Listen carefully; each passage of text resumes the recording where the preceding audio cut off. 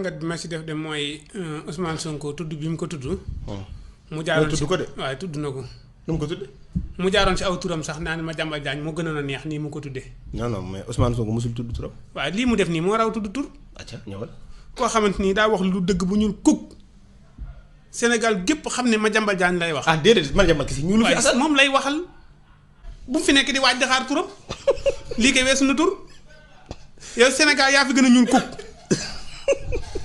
ginnaaw Sénégal yaa fi gën a ñuul kuk yaa ko tooñ yaa ko tudd mu muy fayu ni ki nga xamante ni daa fen ba ñuul kuk nga naan ba mu tudd saa tur lim def kay moo raw tudd sa tur kon na jël ay matukaayam bu fekkee daa am lu muy wax na wax.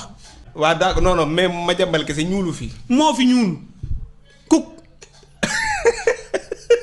métti na trop mënut a dem fenn fi mu ne nii ndaje moom dem ñaa xoolal saa yi daa fen ba ñuul kuk yooyu tuddoon ko mu tuddoon turam sax moo ko gën Ousmane Sonko na bàyyi li muy def lii mu def nii ak tooñ la. non yow mii rek yaay tooñ.